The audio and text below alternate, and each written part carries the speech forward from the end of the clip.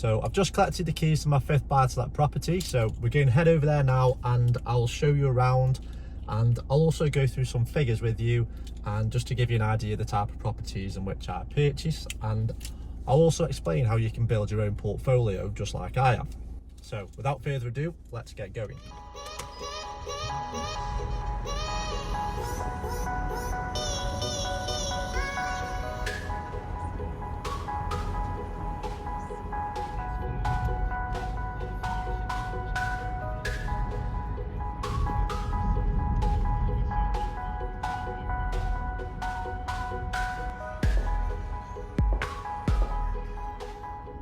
So here we are at the property.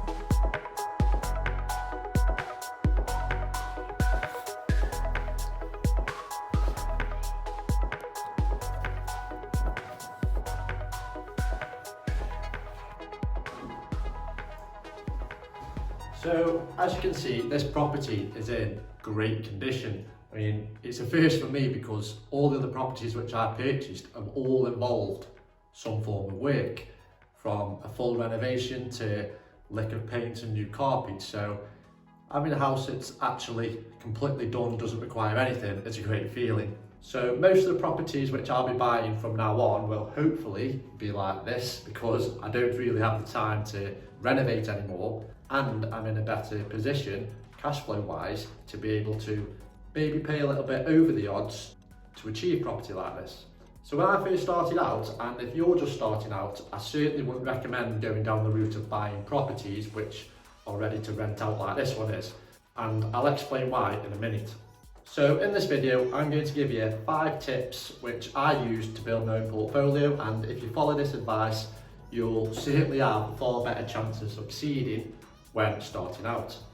So if you're a landlord or you're thinking of starting out on property, please hit the like button and I will be extremely grateful if you do. Also, with this being my 5th buy-to-let, I thought it would be fitting to give you 5 tips on starting on buy-to-let. And I don't know why I'm standing here in a cold empty house when I could be doing this from home, but here goes. So the first one is never pay the asking price. Now I follow this rule quite strictly, to be honest, and I've never actually paid the asking price on any of the properties which I've purchased. In fact, I already released a video about this, so be sure to check that out after you watch this one. And the reasons for this are, we're in this for the profit, it's as simple as that. As landlords, we want to get the best deals that we can, and it's all about the numbers. We also have a lot of expenses as a landlord, especially at the start, so it's imperative that you get the best deal that you can with the properties that you buy, especially starting out with your first or second property. You want to achieve the biggest profit margin which you can. Also, property prices can change, so I like to have a safety net in case the prices drop. So I know that if I paid 10% less for the property, and I know that if property prices were to drop 10%, I'd still be in a safe position. Also, if it's your first property, then the chances are you're going to have limited funds. So you need to find a good deal to get you going. And number 2, do not become emotionally attached to the property. Now, I've also done a video about this, and it's one of the biggest mistakes that new landlords make. They actually find a good deal or a good property and then they become emotionally attached, which is a bad idea. And most of the time they end up paying over the odds for the property, and you certainly won't be getting a good deal if you're paying more than the asking price of the market value. Now, I know this is much harder at the beginning because you're new to it, you're motivated, you're eager to get started, and sometimes you think, oh, I'll just pay the extra couple of thousand just to get me going so I can get started. But in the long run, this could backfire. We're in this for the profit, it's as simple as that. As landlords, we want to get the best deals that we can, and it's all about the numbers. We also have a lot of expenses as a landlord, especially at the start, so it's imperative that you get the best deal that you can with the properties that you buy, especially starting out with your first or second property. You want to achieve the biggest profit margin which you can.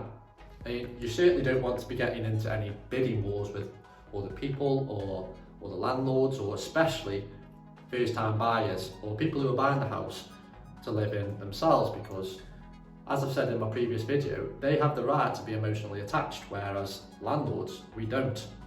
I've lost some great properties because there were 3 or 4 other people showing interest and they were putting in offers higher than mine. So although I was itching to match them or even go above their offers, you have to think to yourself, is it really worth it? And as landlords, there's always other deals on the market, there's always other properties coming available. So you just have to bite your lip and let him go. So we should only invest in something if it's a good investment. And there are always other properties to buy, and to us, it's just an income. And I also don't like denying a young couple their first house. So I prefer to let them have it and find something else. So moving on to number 3, and that is putting in the hard graft at the beginning. So to give yourself the best opportunity to build a portfolio quickly, you should be buying a property, or your first property, at below the market value and as much below the market value as you can. Now, these type of properties usually require a lot of work, and you will be required to do a lot of that work yourself if you want to increase your profit margins. So doing it this way, you can actually start with a smaller deposit, and the work you carry out will actually add more value to the house. You then remortgage the house for the higher value and extract the money that you originally put in, which you can then use for your next property. So use this strategy on your first couple of properties to give yourself some leverage. Then once you have good cash flow from your properties, you can then look at purchasing properties like this, which don't actually require any work. Now, this is a strategy that I personally use myself on the first 2 properties which I purchased. And as I said previously, I always buy below the market value. In fact, I actually got this property slightly below market value, believe it or not. So it just goes to show that there are always good opportunities out there. So the 4th piece of advice I have is basic moderation. So before trying to rent out a property, make sure it's as presentable as you can possibly make it. So by this, I mean painting throughout with neutral colours, having fresh, clean carpets, and something else that I personally do, which I feel quite strongly about, is I always paint the skirting boards. Now, you might think this sounds a bit strange, but when I walk into a house, I always think it looks a lot better and all the skirting boards are freshly painted. I don't know if that's just me or if it's an actual thing, but I hate walking into a house and seeing dirty skirting boards. So make sure your house is presentable. Not only will that attract more tenants, but you're more likely to attract better tenants that are more likely to look after the property. So yeah, this is a bit out of the ordinary, to be honest, because I mean, the property's in that good of condition. There's literally not a single mark on the wall. All the sockets are nice and clean. There's not a cobweb, there's not a mark on the carpet. It's just something you'd never actually normally see when buying a terraced house. So I'm pretty certain I won't have any issues renting this property out, and hopefully it'll be rented quite soon. So moving on to my 5th tip, and this is quite important as well because not a lot of people talk about it, and that is to look after your tenants. Now, we've all heard the horror stories of both tenants and landlords, and there's this general consensus that landlords are unhelpful, greedy, they're only in it for the income, they don't care about the tenants. There's a long list of things in which people have got this deception about landlords being sort of the bad guy. So to put it straight, I certainly don't operate in this way. In fact, I like to be the opposite, and I like to be a good landlord that actually looks after the tenants and actually goes that extra step. And I certainly believe that this has contributed into building a successful portfolio. If a tenant has a problem, go and fix it. If a tenant's struggling with a payment, give them a bit of leeway, understand their circumstances, and also work with them to get them back on track, rather than sending them letters and threatening them with eviction. And every couple of years, I offer my tenants either a new carpet or to decorate a room, or maybe a new oven, just to keep them happy and to make them aware that I actually appreciate them and thank them for looking after the property. So all of these small kind acts actually go a long way, because your tenant's far more likely to keep up with rental payments and actually stay at a property longer, which of course will save you a lot of hassle in the future. They're also far more likely to pay the rent on time every month. Now, in the 6 or 7 years I've owned buy-to-let property, I've never really had that many problems with tenants paying on time, because, as I said before, I appreciate them and they appreciate me, because I actually try to look after them and be there for them, rather than, as I said before, sending them eviction letters or threatening them, which is I certainly don't agree with, and only if it gets to the point where that's absolutely necessary. Not all of us are bad landlords. So there you have it. Hope these 5 tips were helpful for you, and if they were, please hit the like button, because that will help with my channel and help improve the YouTube algorithm apparently. And I'll also be publishing more videos on property and investing, and I'll be keeping you up to date with my own journey. So I'm now off to stand by a radiator for a couple of hours.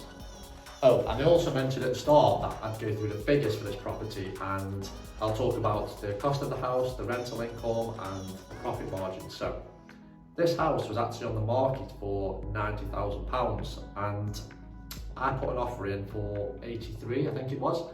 And I knew this would get rejected, and rightfully did. So I made a counter offer of £85,000, which then got accepted. So I managed to get this property for around £5,000 below the market value. And in this area, I'm expecting to achieve a rent of £500 per month. Now, the monthly rental payments on this are £187 per month. And to be honest, this is a little higher than I usually would pay, and I think it's because it was just down to the timing, because obviously with the pandemic going on, the lenders have been a lot more cautious, so the interest rates weren't quite as good as I usually would get. And also, this house was purchased through my limited company, and if you're aware of buying houses through limited companies, you'll know that there are not as many mortgage deals on the market as if you purchased it in your own name. Therefore, for some reason, lenders charge a higher interest. So usually on a property like this, I'd be paying maybe £130 per month, £130 per month. Whereas because I brought it through a limited company, the mortgage interest rates are higher, which seems a bit crazy to me, but I'm happy to take that hit, because there are other benefits to buying a property through a company, which I'll also cover in another video. But yeah, so this property will be generating just over £300 per month in profit, and the yield on this property is around 7%, which is about standard for this area. So this is about the average I pay for a 2-bedroom house like this in this area. And so far it's worked out quite well. And hopefully I'm looking at purchasing another property sometime this year. I mean, I am a bit wary at the moment, because I think property prices will dip at some point around spring, summer. This isn't fact, but this is my opinion, so I'll probably hold on until later in the year before I purchase my next buy-to-let property. So there you go, I'm off now because I'm freezing, and hope you enjoyed the video. Remember to hit the like button, and I'll catch you soon. So just want to give you a quick update. I've just been on the phone to my letting agent, and he's actually said that he does have a tenant ready to move in, which is great news. Basically it's a lady who lives on her own, she knows the area well, and she has actually lived within a few doors of that property before. So yeah, she's moving in a couple of weeks, so great news.